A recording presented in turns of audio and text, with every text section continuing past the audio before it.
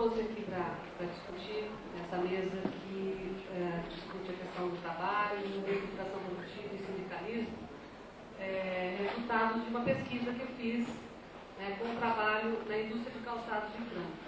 Então, o que eu pretendo mostrar é um pouco uma coisa bem específica, o que está ocorrendo na produção de calçados, mas que também tem correspondência em outras áreas da economia. Então, o exemplo de Franca, que para quem não conhece, é uma cidade do interior do estado de São Paulo, que é conhecida por ser considerado o maior polo produtor e exportador de calçados de couro do país. Então, eu estou aguardando um pouco os slides, mas eu gostaria de salientar, por exemplo, que as mudanças que ocorreram na indústria de calçados, elas servem de exemplo e para a gente ver o que ocorre em diferentes outros setores. Ontem o Ricardo colocou aqui as tendências de mudança no mundo do trabalho, e no mercado de trabalho, quando a gente pensa especificamente no Brasil, existe uma tendência hoje de desmonte do mercado formal de trabalho. Então é um pouco isso que eu vou mostrar quando eu cito o exemplo da indústria de calçados. Então, o que significa isso? Quais são as mudanças que estão ocorrendo nas relações de trabalho, as mudanças que estão ocorrendo com esse chamado processo de reestruturação produtiva, que parte dele também é um processo que vem sendo referenciado como processo de terceirização. O que isso significa? Em que medida essas mudanças, tanto de ordem tecnológica como de ordem organizacional, implicam nas relações de trabalho, nas novas formas de se organizar o trabalho, de se remunerar esse trabalho e nas próprias condições de trabalho. O que significa para o trabalhador essas mudanças que têm se aprofundado principalmente na década de 90. Para se ter uma ideia, em Franca, em uma única década, de 86 a 96, se extinguiu pelo menos 16 mil postos de trabalho. E essa extinção se deve a vários fatores, mas um deles a gente pode apontar, não foi por conta de desenvolvimento tecnológico, de adoção de uma maquinaria mais moderna, mais desenvolvida, mas exatamente por estratégias de gerenciamento da produção. Então, como se reorganizou o trabalho no interior da indústria e como que, uma parte também do processo de mandar trabalho que antes era feito no interior das fábricas para o domicílio. Então, há um processo crescente de subcontratação. A indústria de calçados ela é um setor que sempre utilizou essa estratégia ao longo da sua história, de repassar trabalhos para ser feito fora da fábrica. Isso ocorria normalmente quando a capacidade produtiva das empresas ela era superada. Então, se existia uma contratação muito grande de trabalho, fechava um pedido muito grande, as empresas não tinham capacidade de produzir tudo dentro da empresa, ela terceirizava parte dessa produção, para usar um termo que é muito utilizado agora, mas que antigamente não se usava esse termo de terceirização. Então, terceirizava, passava, às vezes, para o próprio trabalhador da empresa, para ele levar parte dessa produção para ser feita em casa, e outra parte ele fazia dentro da fábrica. Quando diminuía o volume de produção, o trabalho concentrava-se novamente dentro da fábrica. Essa estratégia ela vem sendo mais utilizada na década de 90, só que está deixando de ser uma coisa sazonal. Então, cada vez mais, partes da produção estão sendo transferidas para fora das fábricas, e sendo realizadas sob diferentes formas de relação de trabalho. Então, tanto pode ser uma pequena empresa, uma média empresa que vai prestar esse serviço para a grande indústria, para a fábrica, como pode ser o trabalho que é levado para casa, para ser feito principalmente por mulheres, e é aí também que reside a possibilidade de você ter a exploração de trabalho infantil nessa atividade, já que o trabalho na residência, na casa do trabalhador, ele fica fora do controle, fica fora da fiscalização, e é isso que possibilita. Para falar um pouco mais, tentar explicar um pouco mais, eu trouxe umas fotos que mostram o processo de produção. Então, como que é realizado o calçado desde a fase que se corta o couro até o calçado você colocar dentro de uma caixa de sapato. Né? E eu vou mostrar isso e vou comentando, vou fazer uma exposição, vou comentando, depois a gente, na hora do debate, algumas dúvidas a gente pode responder. Vera, qual aplicativo que você utilizou para o aplicativo? Por quê? Não funcionou? Pelo amor de Deus. Você utilizou PowerPoint? PowerPoint. Ele usa PowerPoint. Você entrar no PowerPoint, selecionando. Vou entrar no PowerPoint, o slide dele e entra. O PowerPoint está lá na barra.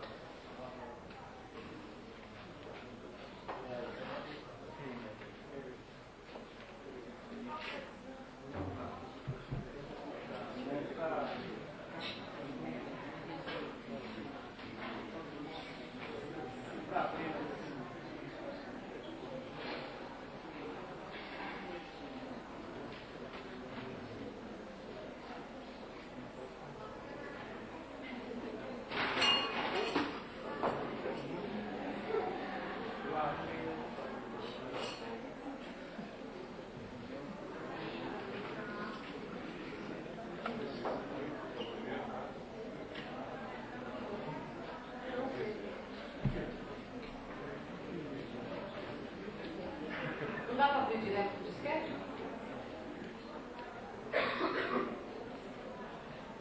Bom, em casa eu abri direto o disquete e estava funcionando tudo. Puxar no CD. Era o CD no disquete.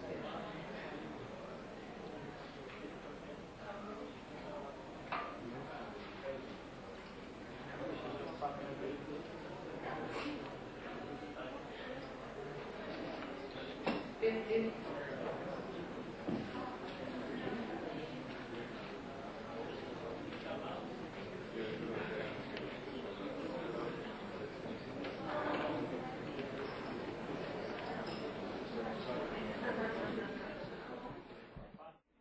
Voltando então após um susto tecnológico, vamos ver se eu levo adiante a proposta de mostrar essa experiência de trabalho.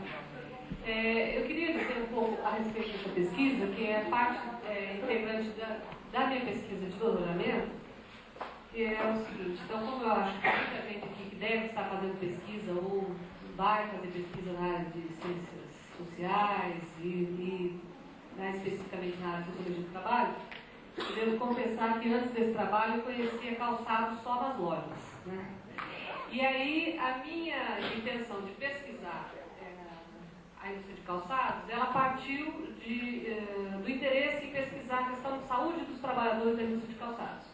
Mas quando eu fui para Franca para fazer um levantamento preliminar de dados empíricos, eu encontrei uma situação onde estavam ocorrendo muitas mudanças, né, na indústria de calçados. Era meados da década de 90 e havia muito desemprego, né, problemas de denúncia de trabalho infantil, então todo um contexto onde colocava a questão do trabalho, extrapolando um pouco essa questão de saúde do trabalhador. E aí, para eu entender quais eram os problemas de saúde que os trabalhadores enfrentavam na produção, eu tive que redirecionar o meu estudo. Então, para eu poder entender como é que era o trabalho, como é que ele se organizava, como é que se dividia, por que estava havendo desemprego, por que havia exploração do trabalho infantil, eu fui fazer uma análise do processo de produção. E aí começam as dificuldades. A análise do processo de produção de calçados, então, havia toda essa discussão também, teoricamente, né, de crise do padrão taylorista e fordista e da substituição para o novo padrão, que seria o toyotismo, né? Ou as novas formas de organização do trabalho inspiradas aí no modelo japonês. E esse discurso também estava presente entre os empresários da indústria de calçados, né? Essa questão da reestruturação produtiva, etc.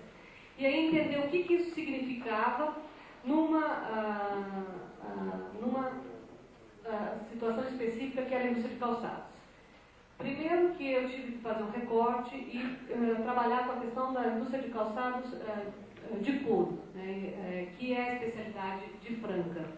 E é diferente, por exemplo, aí eu comecei a ver as diferenças. Então, por exemplo, a indústria de calçados que utiliza material sintético, se a gente pensar o caso das melissas, né, dos riders, né, aí houve uma incorporação tecnológica muito grande, uma modernização muito grande em termos de maquinário, etc. E a indústria de calçados de couro, ela guarda muito ainda do trabalho artesanal. E para acompanhar essa produção, eu tive tanto que pesquisar dentro das fábricas, né, eu peguei 2 grandes fábricas de calçados, onde eu fiz observação de processo de trabalho, e em determinados momentos, esse calçado, ele sai da fábrica e vai ser feito ou a domicílio, ou numa empresa subcontratada aí de diferentes portes, envolvendo diferentes relações de trabalho, envolvendo... em alguns casos, por exemplo, especificamente o trabalho feminino, né, com a incorporação de trabalho infantil. Então, o meu trabalho foi um pouco acompanhar isso, acompanhar o sapato desde o início, como é que era, quando ele passa a ser projetado. Eu não vou falar aqui sobre modelagem, que é uma coisa muito estratégica nesse momento de mudanças, né, porque uma das coisas que se coloca, né, dos problemas dessa reestruturação também, é porque esse novo mercado pedia cada vez mais calçados além de boa qualidade, com modelos variados. Então, isso daí implica em mudanças muito grandes na produção do calçado. Então, porque se um trabalhador está habituado a trabalhar um determinado tipo de calçado, e à medida que vai mudando os modelos, ele tem que se readaptar ao novo tipo de confecção, às novas costuras, os novos enfeites que vai sendo feito, que implica em queda na produtividade do trabalho e, consequentemente, em menor remuneração. Isso daí daria para falar só um dia sobre isso. Então, eu vou passar a falar um pouco da produção de calçados que se concentram dentro da fábrica, né? Os slides que eu trouxe aqui vai mostrar algumas situações de trabalho, mostrando as diferentes etapas da produção e, em alguns momentos, onde esse trabalho é realizado e fora da fábrica, né? Então, Ricardo, por favor, a primeira foto. Aqui, nós temos uma foto da primeira seção montada dentro da fábrica, que é a seção de cortes, né? Esses trabalhadores estão utilizando um equipamento que chama balancim, que corta o couro, aí corta toda essa parte de cima que a gente vê do calçado, né? Que é a chamada, que vai compor o que eles chamam de cabedal. E aqui, primeiro, dentro da fábrica, e essa era uma seção que não saía de dentro das fábricas, sempre localizada dentro da fábrica. É um trabalho numa seção onde tem vários desses equipamentos chamados balancins, que, ao serem acionados, né, o peso daquela bandeira de cima bate numa forma que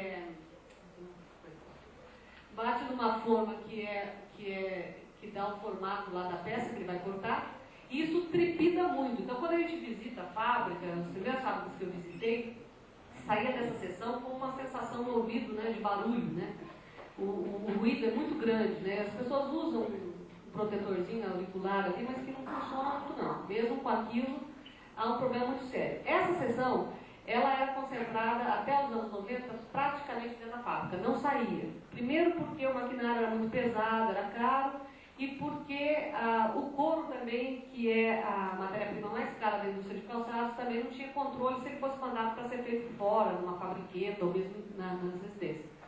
Mas com o processo de mudanças, né, o que houve nesse processo de reestruturação aqui nesse setor foi eliminar trabalhadores auxiliares. Tá? Existia, por exemplo, esse é o cortador, ele tem uma das funções melhor remuneradas dentro da fábrica. Mas existia cerca de 2 auxiliares que ajudavam no trabalho. Com o processo de reestruturação, de nova forma de organizar o trabalho, esse trabalhador passa a fazer a tarefa dele, que é a de cortar, e mais as tarefas de auxílio, né, do trabalho auxiliar, além de ter que ser responsável pela limpeza do seu posto de trabalho. Né? Normalmente é um trabalho masculino, predominantemente masculino, mas nessa fábrica existia mulheres trabalhando. No caso aqui, trabalhando com o couro menos nobre, que é o forro, para cortar o forro. Para cortar o calçado mesmo, a mulher não fazia nenhuma atividade. Depois de cortadas essas peças, elas vão passar para a fase de pesponto, né, que é unir as peças com uma costura à máquina.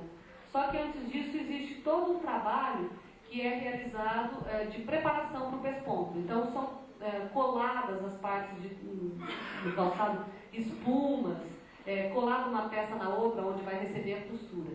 E esse trabalho, antes dessa chamada reestruturação, ele era feito numa seção à parte. Aqui, nessa fábrica, a gente vê a tentativa das chamadas células de produção. Então eles uniram duas seções, que é a de preparação e a de pesponto junto.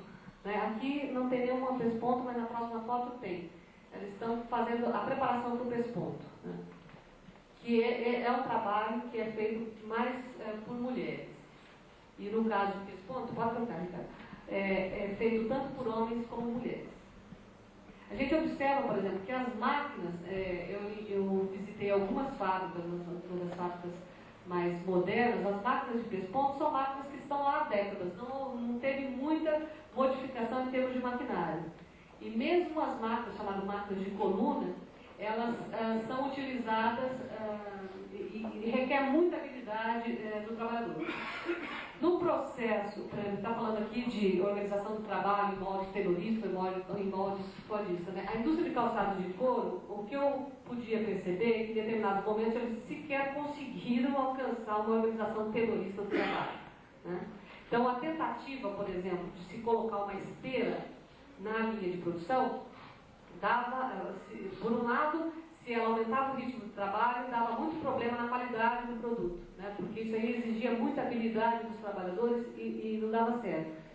Então as fábricas, desde a década de 60, vêm tentando otimizar o trabalho em linha ou em esteira. E na década de 90 eles começam a conjugar tanto o trabalho em esteira como o trabalho nas chamados grupos de trabalho, ou células de produção. É onde eles juntam os maquinários e tiram da esteira, montam um grupo de trabalhadores. Aí nessa fase de pesponto, como eu falei, não tem muita moderna tecnologia, mas eu tive a oportunidade de visitar uma feira, né, a Francal, na época do meu trabalho, e lá mostrava máquinas de pesponto computadorizadas, mais modernas, mas tinha uma ilha, uma célula de produção. E as máquinas de pesponto, ao invés dos trabalhadores trabalharem sentados, né, porque elas estão sentadas, pespontando, passa para outra, Ricardo. Eu acho que tem um detalhe no pesponto. Ah, não, essa aqui é a esteira. Olha para a frente. Sumiu uma da linha aí. Deixa aqui um pouquinho. Na próxima vez.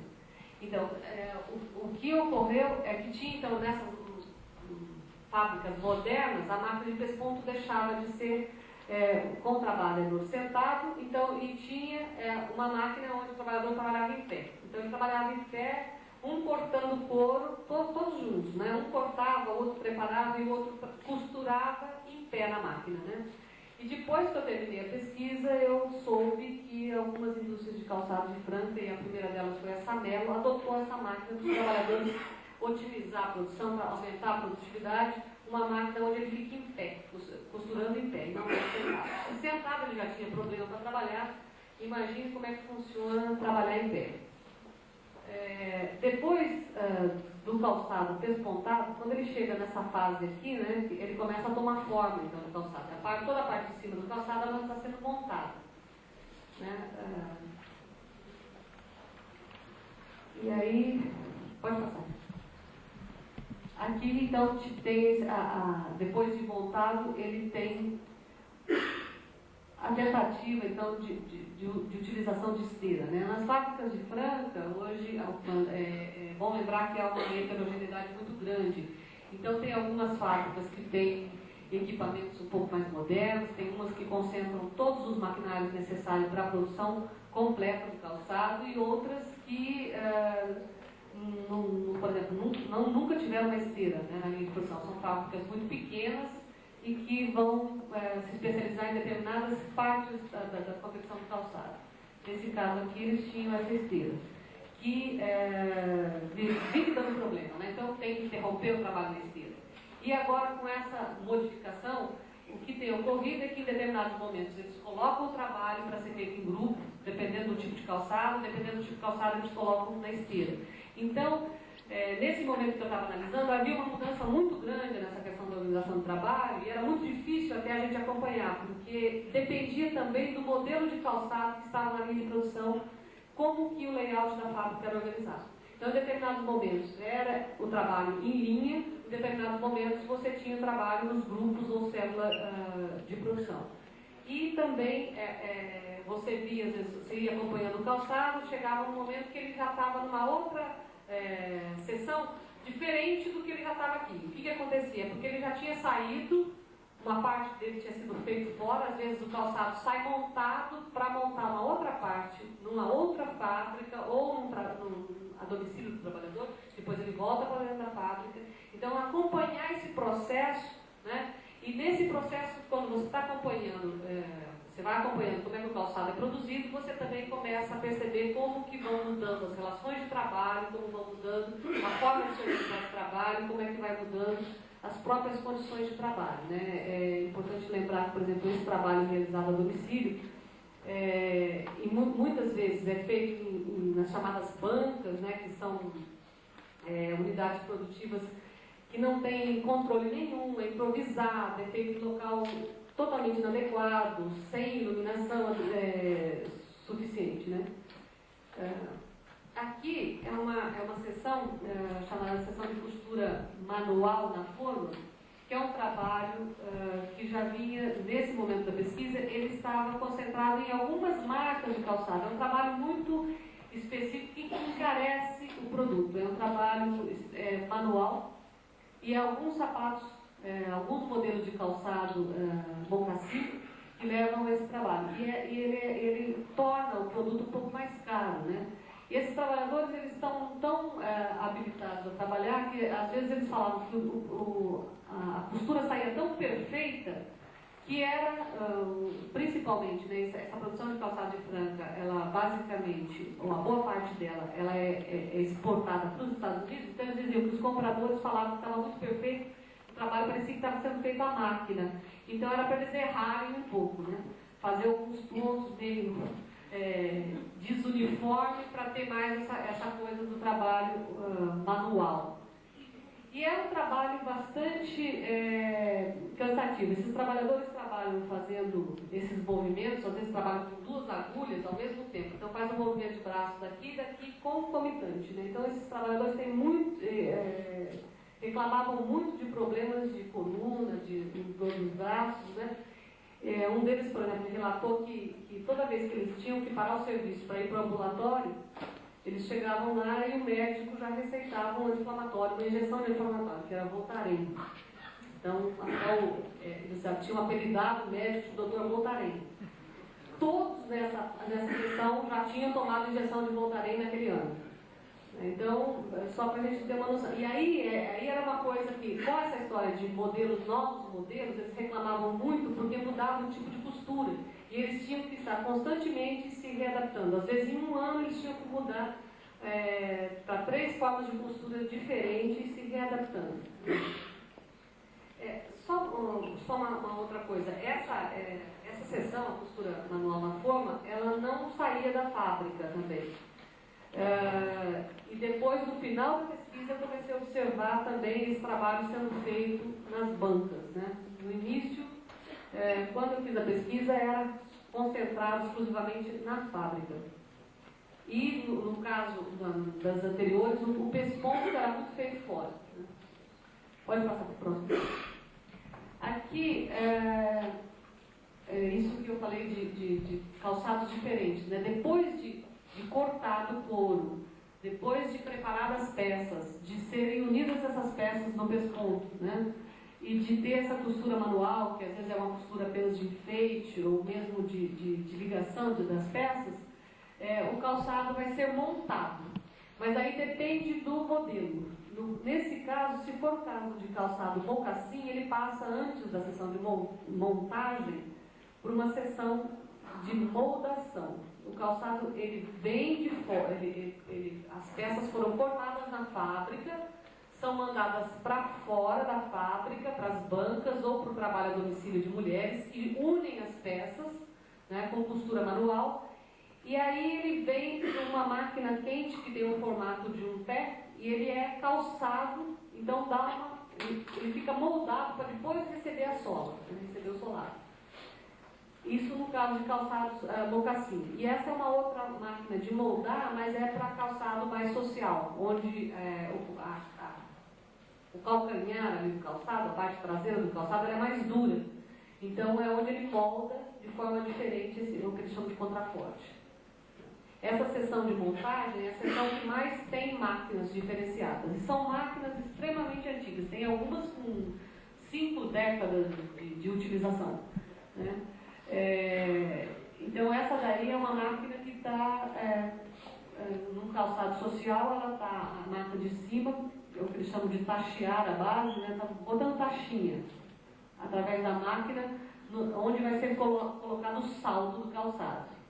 E aqui o lado, né? Então a gente percebe, por exemplo, que existe uma rígida divisão de trabalho na produção de calçados. Então tem um trabalhador que durante muito tempo só se especializou em costurar uma parte pequena de um lado do calçado, o outro só para operar aquela máquina que vai tachear a base onde vai ser pregado o salto do calçado.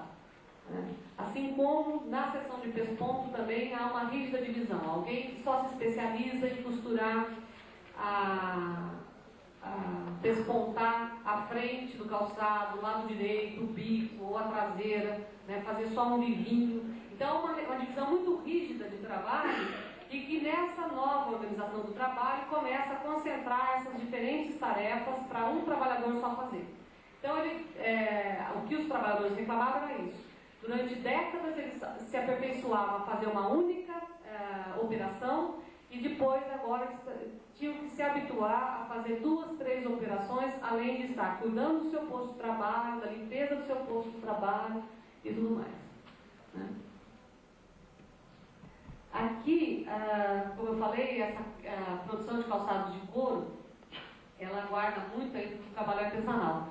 Nesse caso, apesar de todas as máquinas de montar o calçado, é uma seção onde a montagem ainda é manual. É feito com prego e taxinha ainda na mão e martelo, né?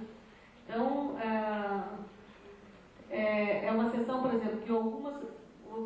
Porque, chamando a atenção para a questão da saúde do trabalhador, teve uma época que em Franca eles começaram a observar muito o problema de saturnismo, né? E foram descobrir o que estava ocorrendo com esses trabalhadores.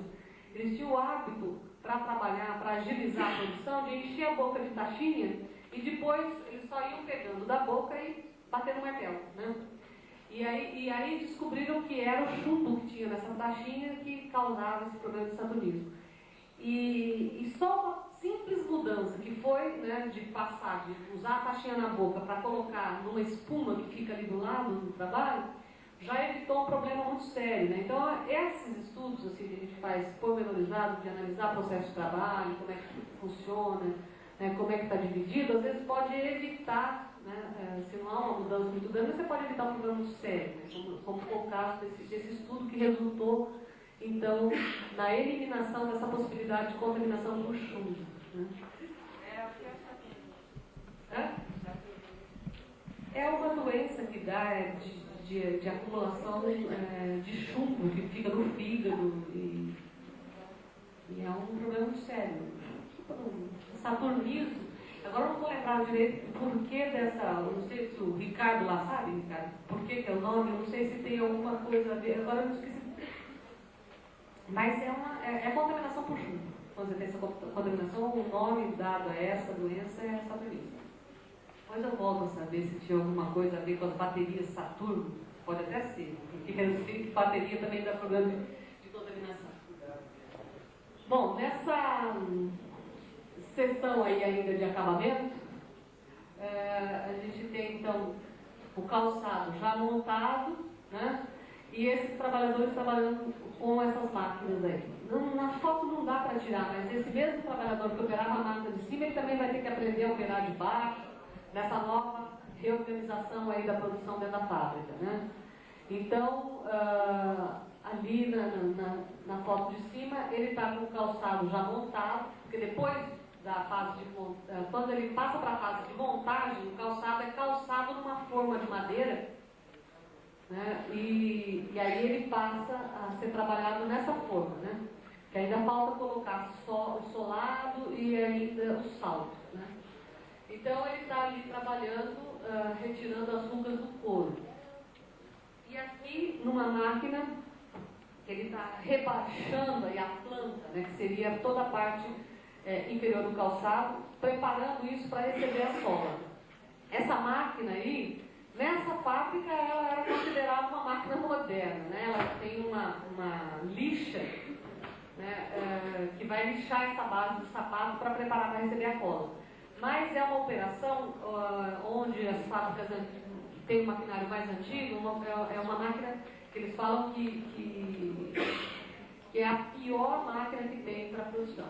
Ela solta faísca, porque como tem os preguinhos na base do calçado e é uma lixa, e é uma máquina extremamente barulhenta, então problemas de surdez entre trabalhadores que trabalham com essa máquina, e a possibilidade de você ter algumas faíscas que saem daí para pegar no rosto, no olho, alguma coisa assim. Aqui também tem uma outra máquina de seção de acabamento que ele está plaqueando, ou seja, ele está costurando o salto, né, o solado do calçado.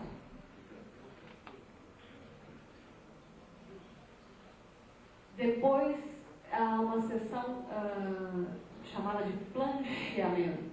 Eram uns nomes diferentes que eu tinha que descobrir. O que é isso? Da onde que vem? Até que eu fui descobrindo um pouco a origem desse nome plancheamento, vinha de plancher, né, de um ferro de passar, porque era um ferrinho usado para esquentar o couro, né, para consertar pequenos defeitos do calçado. Isso quando o calçado, né, era mais aquele calçado social, as botas com couro mais resistente que era usado. Então, essa seção, né, que os trabalhadores falam que isso daí é uma seção como se fosse a seção de limpeza, ou o salão de beleza do calçado. Eles vão deixar o calçado pronto para ser colocado nas caixas. Então, esse trabalhador está passando uma tinta, esse esfumaciador, e o outro lustrando o calçado para ser embalado. Aqui também nessa seção, elas estão fazendo pequenos reparos, né, com cera, graxas, vernizes, limpam o calçado depois com água, sabão e solvente. Aí a gente está vendo algumas moças fazendo isso. Mas nos relatos dos trabalhadores mais antigos, eles diziam que essa seção de plancheamento era a seção onde tinha o trabalhador mais especializado, aquele que conhecia mais o couro, a textura do couro, que tinha certas habilidades. Ele falava que era um verdadeiro alquimista, aquele que ia disfarçar pequenos defeitos causados no calçado durante a produção. E que, por conta desses novos modelos, novos materiais, esses problemas acabam sumindo, e também por conta de um rigoroso controle de qualidade na hora da produção. O trabalhador não pode deixar o que eles chamam de retrabalho, não pode ficar nada para ser refeito no final da produção. Ele tem que controlar, além de ele estar fazendo, preocupado com a produtividade, porque recebe por produção, manter o local de trabalho limpo, ele também tem que cuidar para que não haja nenhum tipo de problemas com o produto, né? Então não pode haver retrabalho. Então essa é uma seção que está ficando cada vez menor. Depois você tem aí uma fase de controle de qualidade, e no final essas moças vão fazendo umas buchas que pegam um papel de seda grande, tem toda uma técnica para fazer o formato do pé e coloca dentro do calçado e já colocam nas caixas. E ali a seção de expedição. Depois disso, aí é só alguns detalhes, né? Então eu falei que, por exemplo, o trabalho de pesponto e de costura, o trabalho de costura manual, ele é repassado para ser feito a domicílio. Tradicionalmente, isso já era um trabalho realizado a domicílio. Foi a primeira sessão a sair das fábricas, né? Quanto tempo eu tenho? Já passou? Vai sim? Então, é um trabalho que já tradicionalmente era feito a domicílio, mas que nos anos 90 isso vai aumentar. né? É nesse trabalho, então, que você tem incorporação de trabalho infantil. Essa menina tinha 13 anos na época, ela já trabalhava desde os 9, estava trabalhando com a mãe, e, só para ter uma ideia, ela já tinha reprovado 2 vezes, estava estudando à noite com 13 anos, né? E não queria voltar mais para a escola. Gostava de fazer o que fazia, né? Ali é um detalhe da mão dela, né? Eles usam umas dedeiras. Interessante, porque tanto essa mulher que faz a costura manual do calçado, como aquele trabalhador que trabalha nas modernas fábricas costurando calçado na forma, o próprio instrumento de trabalho é feito pelo trabalhador, né?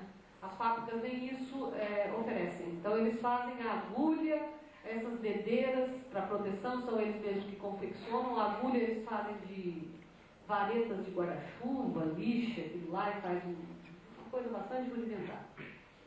Aqui é um outro trabalho que se realiza paralelo ao trabalho de costura manual, que é tressé, né? Aqueles trançadinhos de couro que determinados calçados levam na pala, ou às vezes o calçado inteiro, a bolsa. Esse também é um trabalho feito quase que exclusivamente por mulheres, né? E as crianças auxiliam. Esse trabalho, na época da pesquisa, como havia muita denúncia sobre o trabalho infantil, as indústrias, elas começaram a orientar os intermediários desse trabalho, porque na realidade esse trabalho a domicílio, quando a gente fala que o trabalho da costuradeira e da mulher que faz crescer, ele sai da fábrica já há algum tempo, né, para ser realizado em casa. No início, essa seção estava dentro da fábrica. Mas as relações quando ele começa a sair, a mulher começa a fazer o trabalho dentro da sua própria casa, mas ela tinha uma relação direta com a fábrica. Ela pegava o trabalho na fábrica, fazia em casa, devolvia, recebia o salário, era registrada pela fábrica, né? E ao longo do tempo foi aparecendo a figura do intermediário. E com isso também vai, essa relação de trabalho, ela vai sendo cortada com a fábrica, né? É um vínculo de trabalho, como também vai aumentando os intermediários e com isso há um aviltamento cada vez maior de salário. Então, por exemplo, tem aquele, geralmente o primeiro intermediário é aquele que trabalha dentro da fábrica, pega a parte de serviço, repassa para alguém. Essa pessoa, pode ser uma mulher ou um homem, repassa para os seus vizinhos. Essa, se não conseguir cumprir a cota, repassa por outra. Então, se falar em terceirização, você pode falar em franca até em quinterização de trabalho, né? E a cada repasse, o salário vai diminuindo. Na época que eu estava fazendo a pesquisa, por conta dessa denúncia de trabalho infantil, que não ficou só no âmbito nacional, mas teve pressões dos importadores, né? Houve uma orientação para que não se trabalhasse mais fora das casas, o que era uma prática. Então, apesar da cota de trabalho ser repassada individualmente para os trabalhadores, havia o hábito das mulheres se reunirem na frente da sua casa, compartilhar da companhia de vizinhos, de amigos, de parentes, né? E para realizar o seu trabalho. Com essas denúncias, elas passaram a retrair o trabalho e ser feito a domicílio, né? Então, ser feito a domicílio não, ser feito mais isoladamente, deixou de ficar coordenando da companhia de outras pessoas. Deixa eu ver se tem mais alguma foto. Aqui é uma banca, né? Só para você ter uma ideia. Aqui eu não tenho fotos de bancas. Quando a gente fala em bancas, que são essas unidades produtivas, elas têm diferentes tamanhos, né? Diferentes composições. Aqui no caso é um moço que contratava o serviço, pegava o serviço da empresa e dividia com a mãe e com uma vizinha, né? E isso era instalado dentro da casa dele. Uma parte ficava de preparação na varanda e ele fazia o pesponto no meio da sala.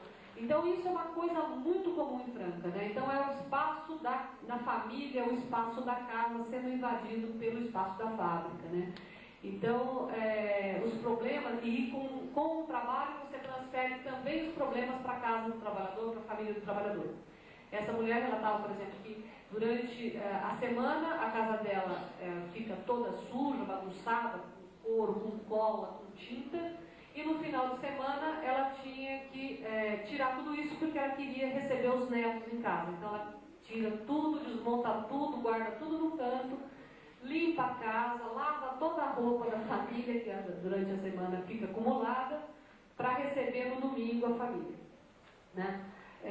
Mas o filho dela falava que ele não abria mão do futebol, entendeu? Enquanto a mãe fazia todo esse serviço no sábado e domingo, ele reservava ainda esse espaço para o futebol. E outra coisa, eu estou falando que os problemas são levados, né? Então uma das coisas que a gente pode destacar aqui, talvez depois, já que o tempo está passando, a gente pode retomar,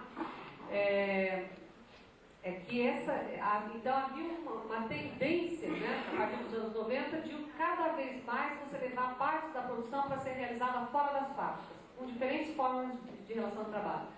E isso, então, os problemas originados dessa prática são inúmeros. Como eu falei, dessa coisa de invadir o lar, de invadir a família, o trabalho invadir. Mesmo nas relações familiares tinha problema. O Ricardo, que é do Ministério do Trabalho, tinha me perguntado se tinha muitas ações trabalhistas com relação a isso.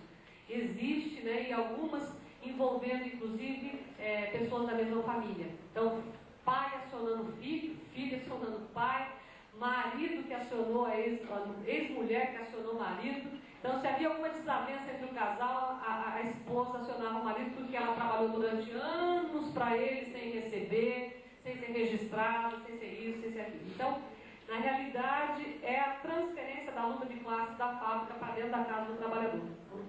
Então, em linhas muito gerais, porque aqui é muito detalhe para se falar do que estava mudando, né? Eu acho assim, eu quando me deparei com essa situação de pesquisa, pelas leituras que eu fazia, tinha que buscar o que estava mudando. Mas quando entrei em contato com a realidade, a gente viu que se tinha alguma coisa mudando, tinha muita coisa permanecendo igual. Mesmo em termos de tecnologia, de organização do trabalho, de condições de trabalho. Algumas permanecendo, outras regredindo. Quando a gente pensa na volta, na retomada do trabalho a domicílio, na exploração do trabalho infantil. Então, eu acho que quando a gente pega, né, uma situação concreta, né, um exemplo empírico, a gente tem que colar ali no que está presente, no que a gente está observando. É lógico que sem esquecer das tendências, mas também olhando para isso. Então, em determinado momento, você falava, olha, realmente o discurso dos empresários está mostrando uma nova reestruturação da produção, novas formas de organizar o trabalho, não mais em moldes terroristas e fortistas, né, mais no grupo, né, no trabalho polivalente, né, e o que era, na realidade, o que isso representava, né? Isso, na realidade, se eu fosse ver, em determinado momento a gente percebia que nem mesmo a questão do padrão terrorista e fordista de exploração do trabalho eles conseguiram implantar nesse tipo de produção. Então, se registra mudanças, se registra avanços, mas também tem muita coisa que permanece igual e muitas coisas em termos de relações de trabalho, em termos de condições de trabalho, sendo retornando, né, a tempos pretéritos, ou sendo recriadas nessa atividade, né? Então, acho que era mais ou menos isso que eu consegui passar nesse tempo. E aí depois alguma coisa a gente pode resolver aqui no momento do debate.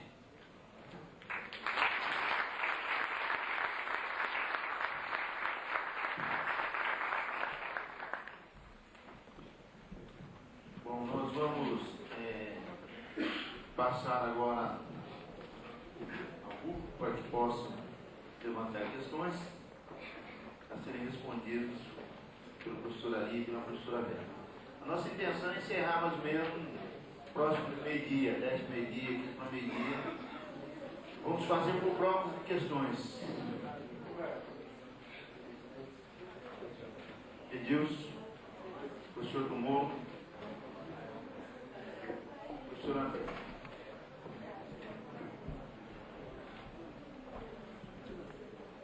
Bom dia a todos. Bom, a gente já conhece o Ari de outros carnavais, eu vou aproveitar a oportunidade para explorar um pouquinho o trabalho empiricamente fundamentado, mas sem cair no empiricismo que a professora Vera fez. Pela sua introdução, Vera, ficam muito claras para mim duas questões. Trabalho socialmente combinado. E teve um slide que você falou assim, esse calçado, por demandar uma destreza manual um pouco maior, custa mais. Quer dizer, ontem nós tivemos na mesa a afirmação muito clara, feita pelo Ricardo, de que o trabalho é unidade de valor. Né? O tempo de trabalho é socialmente necessário. E a minha questão para você é a seguinte: você de passagem disse que os trabalhadores aí, ou parte deles, ganham por produção. Eu gostaria que você detalhasse, se possível, a seguinte questão: que mecanismos recentes são utilizados para capturar a subjetividade no sentido do trabalhador vestir a camisa? Nós estamos diante aí de uma retomada da modalidade do salário por peça, que, como Marx disse, era a forma mais cruel de controle do capital sobre o trabalho. Né? Gostaria que você aprofundasse, se possível, esse aspecto. Quais são os mecanismos, as formas, ou de assalariamento, ou de determinação de estrutura de prêmios, etc., para, digamos, induzir aqueles que produzem calçado, né, vestir a camisa das empresas. Obrigado. Professor Paulo Moro.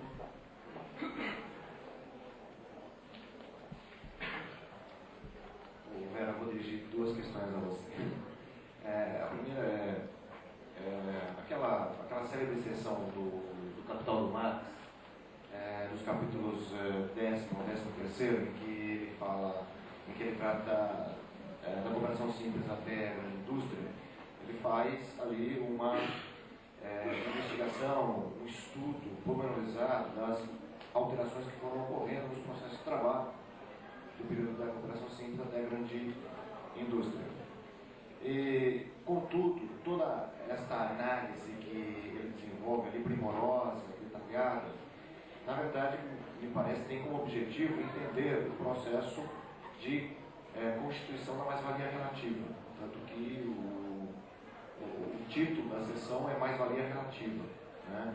E depois, já no capítulo 14º e seguintes, ele vai fazer a articulação, que na verdade é uma articulação contraditória entre a mais-valia absoluta e a mais-valia relativa, como não temporariamente, mas a mais-valia absoluta acabou criando as condições contraditoriamente que conduziram à necessidade de extração da mais-valia relativa, e vice-versa, como contraditoriamente a mais-valia relativa criou as condições necessárias para a combinação com a mais-valia absoluta.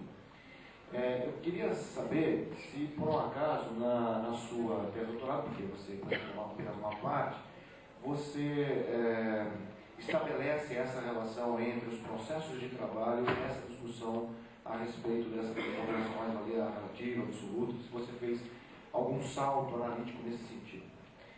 A segunda questão, é uma questão difícil também, fui me batendo nela, com relação à caracterização desse trabalho da banca, do trabalho a domicílio.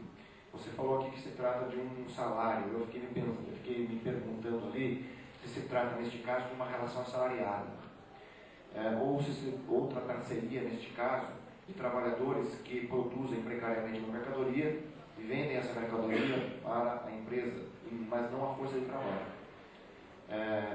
Veja, eu estou fazendo uma afirmação, na verdade eu estou me perguntando e estou dividindo a pergunta com você. Professor Underline.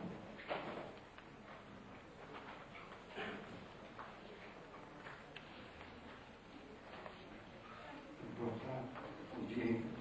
Eu vou fazer algumas colocações no sentido de contribuição, até de pontos de encontro, né?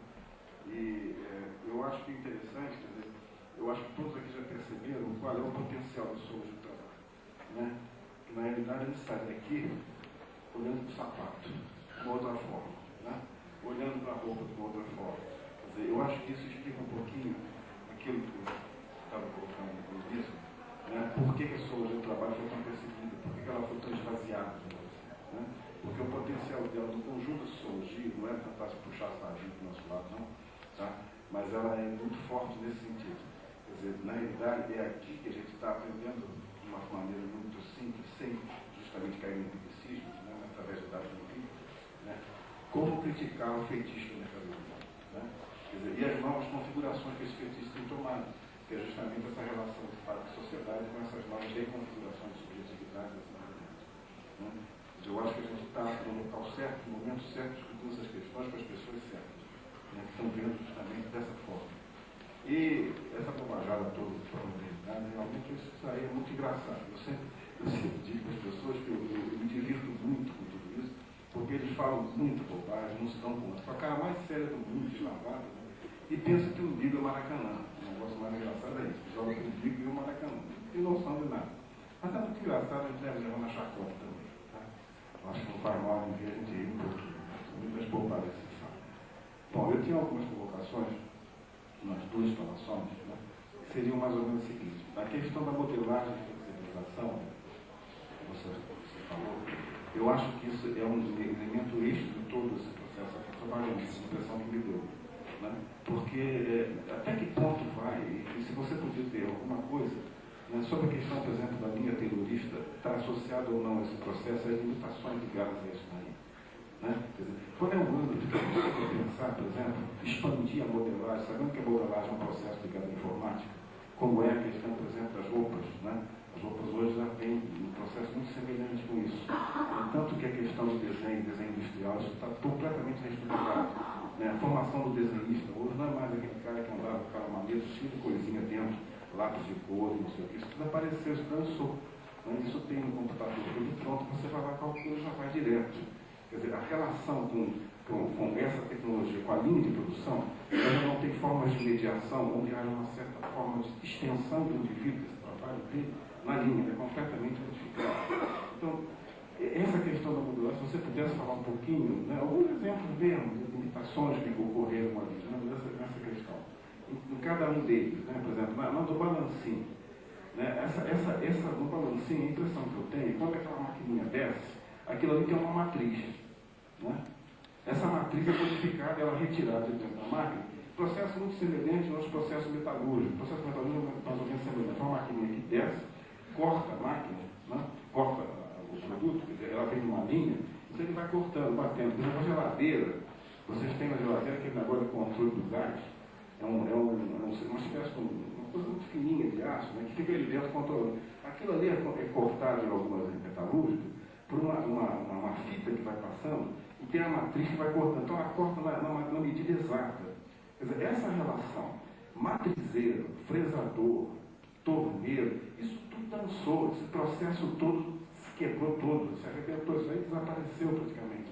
A linha produtiva sofreu uma reestruturação enorme disso aí, né, que alterou. Agora, por que eu estou colocando isso? Porque, por exemplo, lá em Friburgo, que tem Nova Friburgo, no estado do Rio, eu só vou lá para passear. Mas como eu sou sociólogo, então a gente fica escutando essas coisas, então eu vou lá e acabo entrando naquelas fábricas. Friburgo é uma região, fábrica de lingerie, né? Então ali tem muita lingerie, principalmente feminina, né? O homem é muito pouco. Essa parte de roupa íntima só para feminino. E ali, aquelas fábricas, tem uma relação com o controle da máquina, a questão do capital, né? Que eu não sei se tem alguma coisa semelhante lá em França, que é o seguinte. As máquinas, elas são quase todas alugadas por 4 ou 5 caras. Eles são os donos das máquinas de produção de linhas de lingerie em Friburgo. Tem um camarada lá que tem 1000 máquinas. Então, vocês chegam naquelas pequenas fabriquetas, principalmente em Olaria, dentro de Friburgo, que é uma região de trabalhadores, inclusive uma região operária. Olaria tem pequenas e médias empresas de fundo de quintal. Aí você vê a fábrica, você tem uma fábrica do dono. Não, o cara aluga a máquina de um camarada.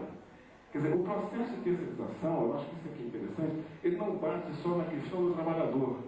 Quer dizer, a questão da configuração do capital e a forma de acumulação, ela está reestruturando aquilo que o pouquinho ele estava colocando, o Ioval, que é a questão da reestruturação da burguesia.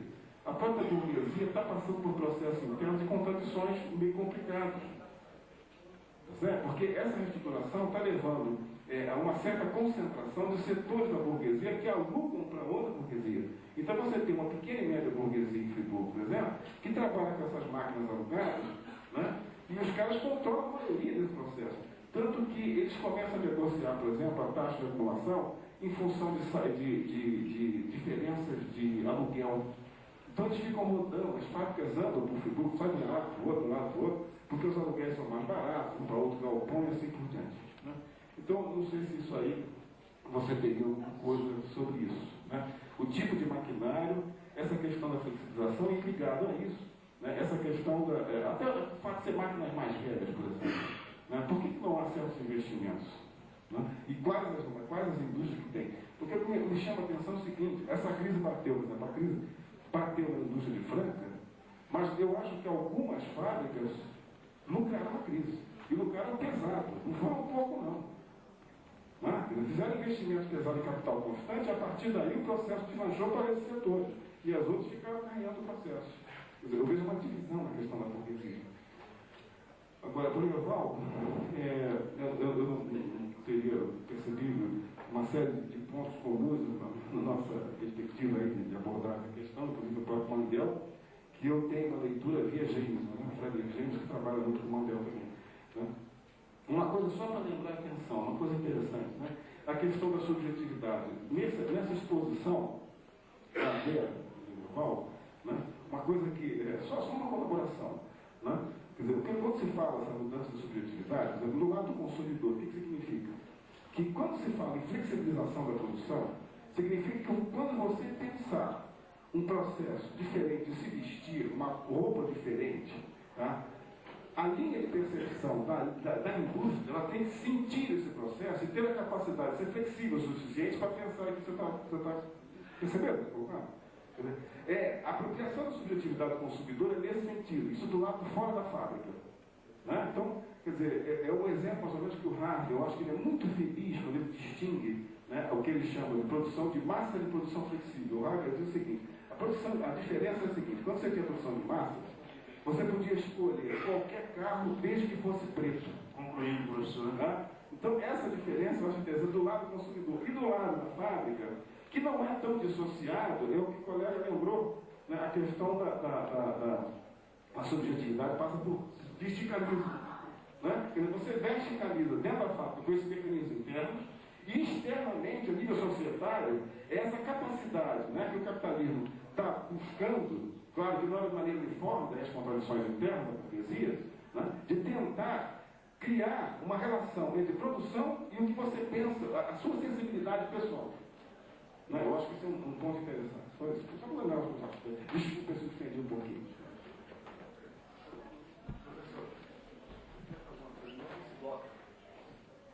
Pois não.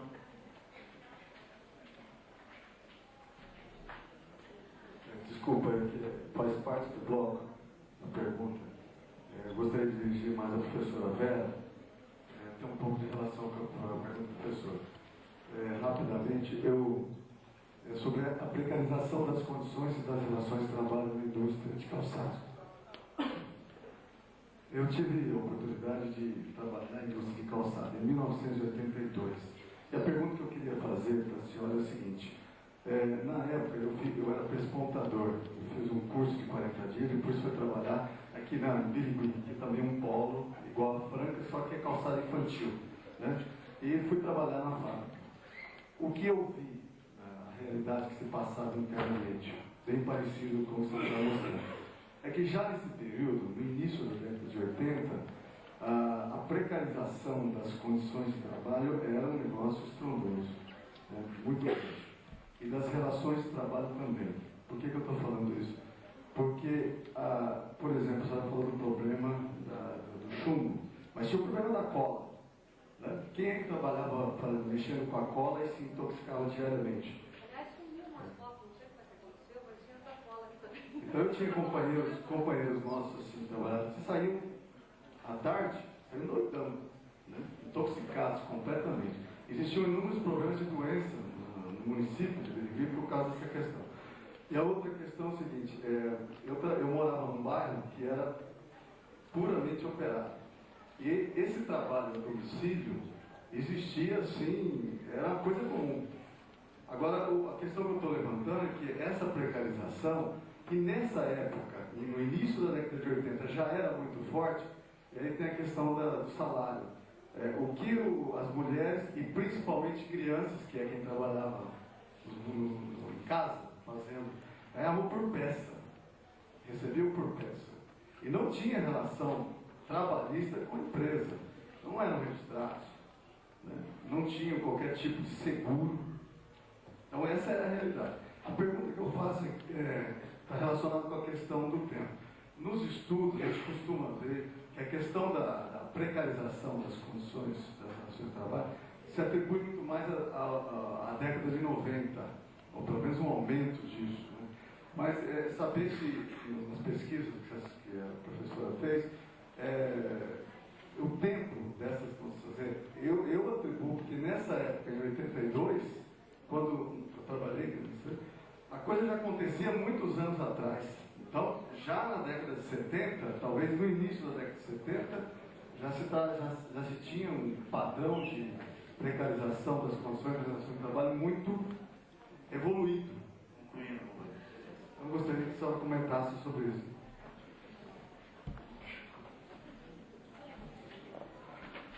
Bom, eu acho que tem uma série de pontos. Eu vou começar a detalhar um pouco,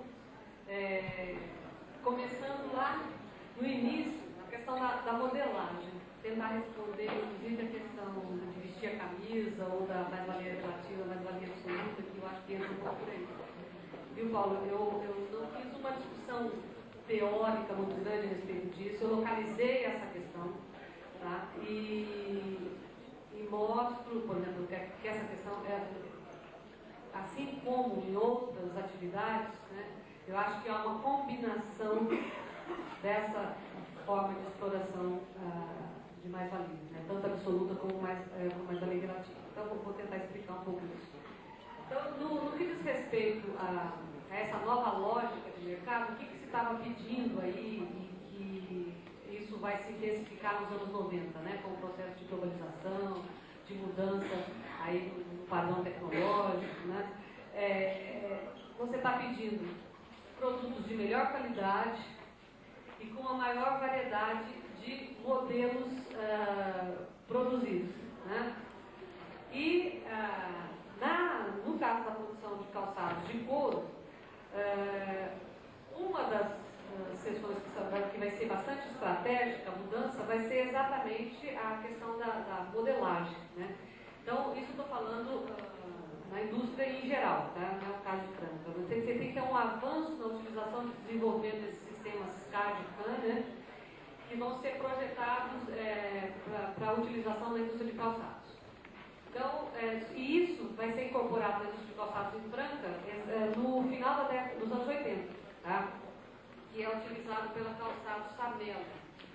Então, e aí a seção de modelagem, né, na realidade a figura do modelista da indústria de calçados, ele vai fazer o trabalho tanto de modelista, que é aquele que pega o estilo produzido, determinado modelo de calçado, e vai fazer uma primeira prova, né? Então ele conjuga tanto o trabalho intelectual como o trabalho manual de fazer isso, utilizando essas novas tecnologias, mas esse trabalho de estilismo, né, dentro da indústria de calçados, na realidade, ele é uma coisa que é buscado lá fora. Então as tendências, a moda dita as tendências lá fora, e nessas feiras que tem, ou mesmo na visita a produção mesmo já exposta nas vitrines, esses modelistas faziam as viagens, as empresas pagavam, eles iam lá, copiavam o modelo, fotografavam, copiavam, chegava aqui, reproduzia e faz a modelagem então para esses novos tipos. E a gente vai ver proliferar muitos modelos de calçados, e principalmente, por exemplo, a Samela vai produzir muitos calçados na linha de calçados esportivos, né? E é engraçado porque esse trabalho do estilista, que vai copiar o modelo lá fora, antes desse modelo ser lançado lá fora, os estilistas europeus, norte-americanos, eles vêm no Brasil, né, para buscar a questão da cor, né? Eles tiram muito a cor do couro que vai ser utilizado aqui, as tintas, né, através de observação de coisas, de padrão de cor e de hábitos brasileiros, levam para lá, criam os modelos, os brasileiros vão lá, copiam e faz aqui, né? Porque, na realidade, grande parte da produção de calçados que é exportada, ela também não é um calçado que é exportado como produto produzido em Franca. Há uma terceirização dessa produção, né? Os americanos que compram, as firmas importadoras, elas compram o calçado, agora está mudando um pouco, mas compravam sem que houvesse nenhum tipo de referência que o calçado era produzido aqui ou que era de determinada fábrica.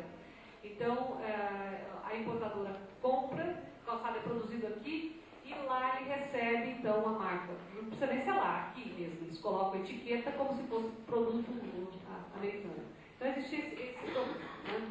Então, essa sessão, a sessão de modelagem, é a que recebeu maior aporte tecnológico, modificações, né?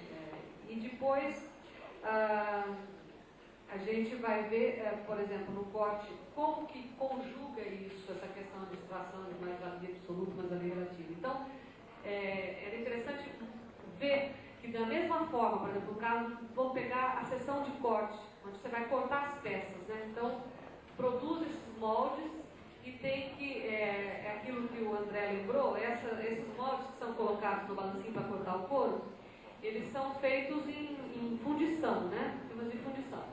Só que isso vai ficando muito caro, porque o modelo de produção, ele tem um descarte muito rápido. E aí, qual que é a estratégia? Né? Não dá para ficar produzindo os moldes constantemente, descartando e produzindo outro. Então, com isso eles não conseguiram descartar o trabalho de corte manual. Então, as fábricas conjugam tanto o corte mecânico, no balancinho, como o corte manual. Então, se é um pequeno lote de um determinado novo modelo, quem faz é o cortador, ele faz manualmente, com uma faca, chamada faca ou navalha de cortador. E esse trabalho é um trabalho que exige muita experiência, muitos anos, né? Então, é um ofício que é desenvolvido, né? E depende muito da habilidade do trabalhador.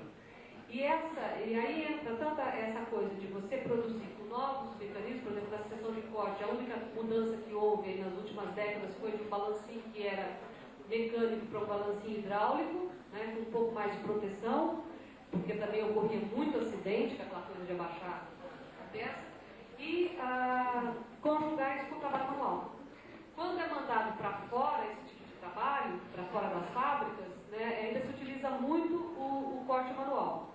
E para isso tem que ser trabalhadores especializados para fazer.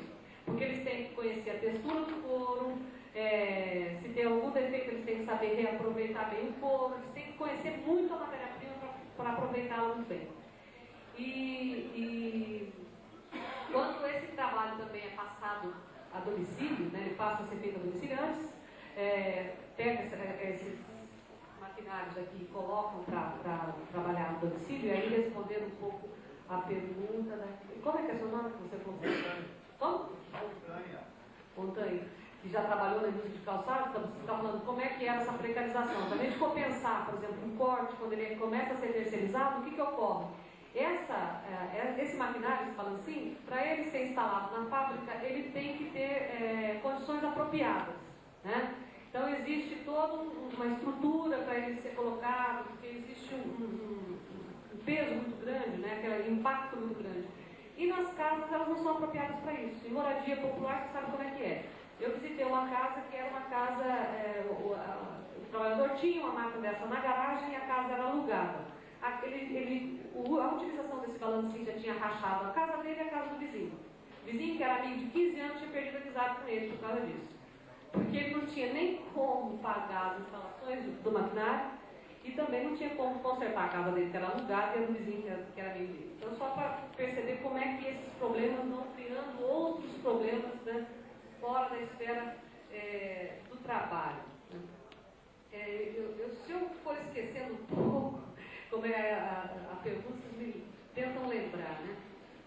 Então, eu acho que você vai percebendo, Paulo, como que essa coisa de conjugar, em determinados momentos eles tiveram sim máquinas novas sendo colocadas, dependendo da indústria, tá?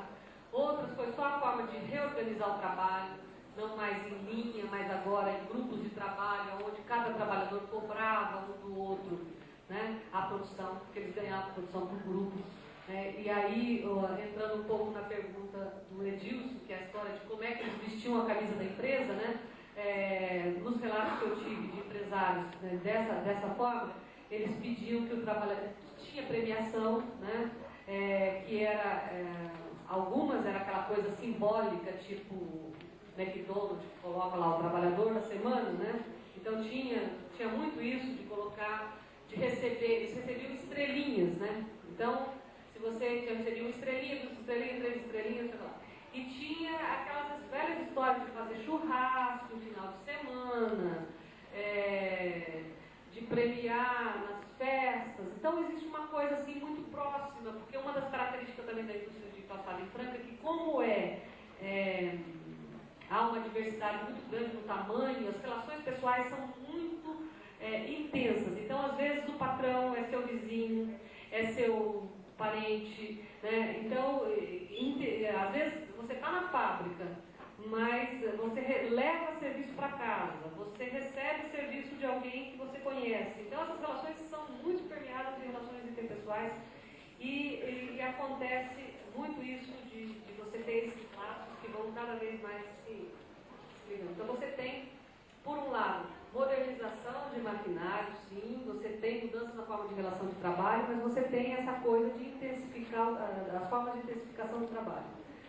E nas diferentes formas de trabalho a domicílio também, você vê uma exploração muito grande, porque os trabalhadores recebem uma cota para cumprir, tanto seja para cortar, para costurar, para despontar, o que for. Essa cota tem que ser cumprida, senão não recebe mais. Para ser cumprida, por exemplo, as mulheres, elas colocavam que começava a jornada de trabalho normalmente às 7h30 da manhã, né? Interrompia para fazer o almoço, voltava logo depois do almoço, ficava até a noite, trabalhava durante o período da novela e o marido que trabalhava na fábrica, quando chegava, ajudava para poder conseguir terminar a cota. Então existia muito essas formas que você pode atribuir como forma intensiva de extração de mais-valia absoluta. Outra coisa que foi levantada aqui era se a questão do trabalho a domicílio, como é que ficava, se era uma relação assalariada ou se ele vendia. Não, é uma relação assalariada, né? Porque na realidade, e tem casos, por exemplo, que a própria empresa, o que tem ocorrido mais é o seguinte, a empresa, ela terceiriza, então, por exemplo, o corte, né? Tanto faz para ser uma indústria, pega um trabalhador da sua própria fábrica, faz a rescisão do contrato, entrega as máquinas como parte do pagamento e ele vai montar uma pequena fábrica, só que ele está totalmente submetido àquela fábrica. Ele só pode entregar o trabalho que ele realiza para aquela fábrica. E aí diferencia, ele pode tanto receber a matéria-prima da fábrica, realizar o trabalho e devolver o trabalho para a fábrica, como ele pode adquirir a matéria-prima, mas ele tem um contrato com uma determinada empresa. Então ele não tem formas de negociar isso, negociar o preço por peça, né? Negociar a entrega, etc. Ele está completamente submetido à indústria e é um trabalho assalariado. E aí ele contrata outras pessoas, né? E aí, dependendo do porte ou da informalidade que é maior ou menor, esses trabalhadores são ou não registrados. Então há uma diversificação muito grande em termos de contrato de trabalho.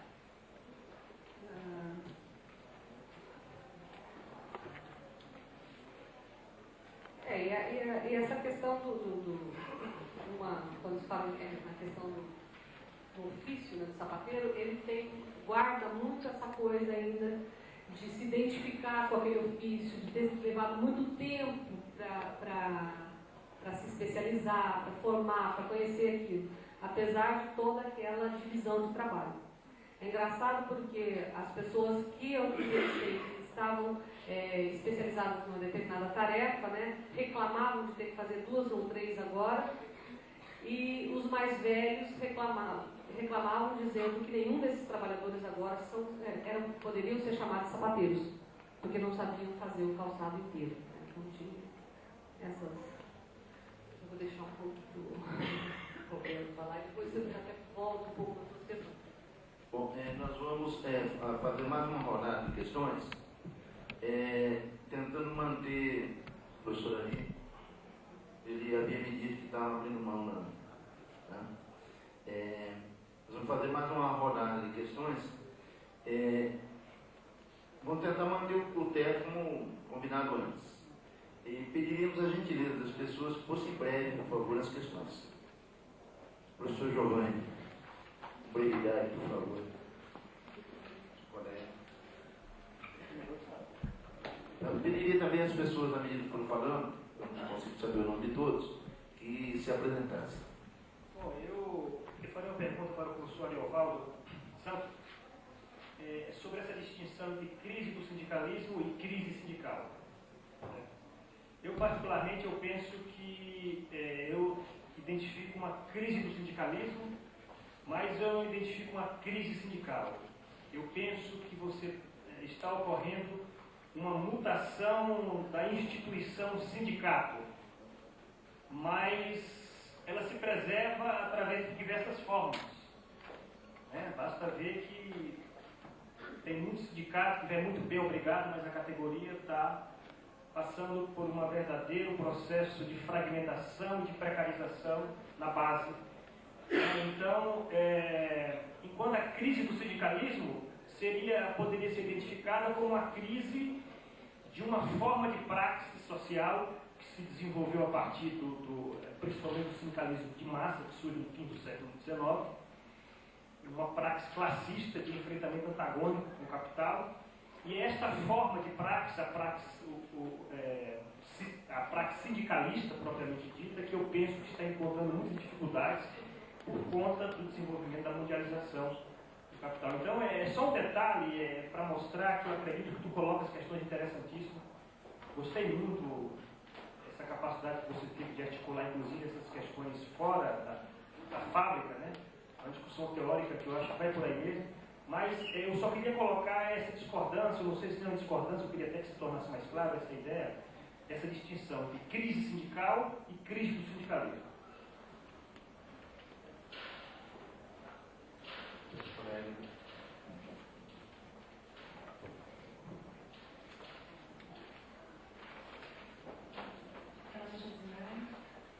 O que eu queria saber é assim, dentro desse processo que você trabalhou, onde o trabalho ele foi sendo transferido de dentro da fábrica para os domicílios, né?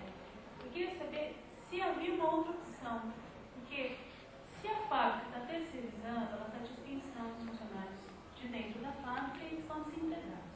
Então, existia alguma outra alternativa? Ou era isso, ou era ficar desintegrado. Estou perguntando para você, existia outro tipo de alternativa para esses trabalhadores? E o que queria saber também é em relação à própria escolaridade, porque você fez uma menção de que eles assumiram as mesmas relações dentro das unidades domiciliares, né? E isso meio que reproduzia as relações que eles tinham no interior da fábrica. E como eu estou trabalhando um pouco com essa questão, né, de como é que é esse processo educacional, que a pessoa vai assumindo certas posturas ao longo da vida, eu queria saber como é que isso está colocado dentro dessa perspectiva.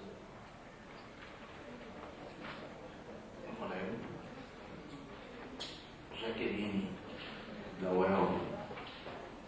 A pergunta, no caso, seria para os dois, tá?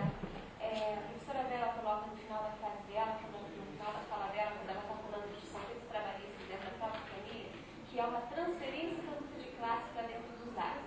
Aí eu coloco a pergunta. Na realidade, isso não seria uma reorganização do próprio capital, que acaba, e usando o que a Ari falou do Bourdieu, da violência simbólica, que acaba transferindo os conflitos para dentro da classe trabalhadora, e não caberia a sociologia do trabalho estar analisando essa transferência, tá? O que significa essa transferência? Tá? Vamos fazer o seguinte, vamos abrir para mais duas questões, acho que a gente vai fechando por aqui. Mais alguém? Então vamos para o encerramento, professora Anitta. Bom, eu acho que a minha é mais rápida. A questão do Giovanni decorre sobretudo porque a gente tem discutido muito sobre isso em Londrina e em outras vezes que a gente tem se encontrado em debates, né? Eu concordo com ele quando ele fala assim que tem muitos sindicatos que vão bem e obrigados. Na realidade, quando eu falo de crise sindical, Eu estou tentando, é um estudo que eu comecei a fazer já há algum tempo, que eu tenho procurado desenvolver, né? E através da questão do conceito de crise sindical, é um pouco o esforço de articular as duas dimensões, né, que integram o movimento, que é o movimento propriamente dito, do aparato burocrático que existe ou o aparato que conduz esse movimento. A gente sabe que há uma diferenciação, pelo menos terminológica e prática também, entre sindicalismo e sindicato, né? E me parece que o conceito ele tem sido utilizado de uma maneira muito genérica. Quando a gente fala, por exemplo, crise do sindicalismo, muitas vezes esta percepção, né, da estrutura burocrática e do movimento dos trabalhadores não fica bem explícito. Então, eu estou tentando caminhar um pouco por aí. Né? Não é tipo querer criar um novo conceito, mas tentar pensar nesses dois momentos, ou seja, esse refluxo da luta sindical, ele decorre apenas do aparato, ou ele decorre também daquilo que eu estava colocando atrás, de uma presença muito forte da ideologia burguesa no interior do mundo do trabalho. Né? Eu acho que esse aspecto é fundamental para a gente pensar também esse refluxo do movimento. Né? Saíram 2 livros muito interessantes recentemente, eu cito um só, que eu acho que é o mais interessante dos dois. Né? Um se chama Pedagogia Revolucionária e Globalização, de um cara chamado Peter McLaren.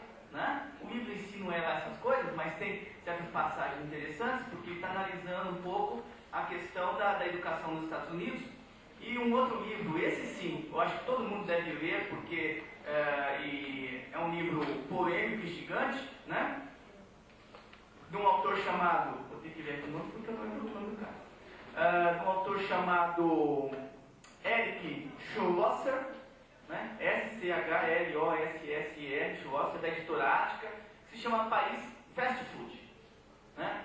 Esse eu acho que é um livro assim que tem que sentar e debater, porque o autor está discutindo o quê? Que a partir da indústria do fast food, né, se desenvolveu todo um caminhar no sentido da construção da agroindústria, mas muito mais do que isso, se desenvolveu também toda a construção de um campo ideológico no mundo do trabalho a fim de viabilizar a empresa de fast food. Então ele mostra, por exemplo, que na medida em que o Estado, através das políticas neoliberais, se retiraram da educação, as empresas de fast food entraram. E entraram patrocinando material didático, patrocinando livros, patrocinando programação televisiva, né? Telhado da escola. Então, nesse momento, vai se construindo desde cedo na criança a inserção dela, né, na visão de mundo futuro do qual ela vai participar. Né? Então, eu acho que é necessário pensar também essa dimensão para a gente compreender o porquê que, inclusive dentro do toyotismo, a subjetividade operária ela é captada. Se ela é captada dentro da fábrica, não é apenas porque ela foi construída dentro da fábrica, mas porque também fora da fábrica estão sendo colocados os pressupostos para que esse trabalhador seja docilizado com mais facilidade na hora que ele entra no mundo do trabalho. Né? Então, para esse conceito de crise sindical é mais para tentar pensar essas amplas dimensões, né? E não ficar apenas preso nessa dicotomização que às vezes existe entre sindicato e massa que compõe a categoria. Tá? Vou ser breve em função do tempo, e eu acho que era essa a questão do Giovanni. Né? E com relação à mutação do sindicato, eu acho que é uma mutação do sindicato, sim. Mas eu acho que na medida em que há a mutação do sindicato, a gente assiste também uma perda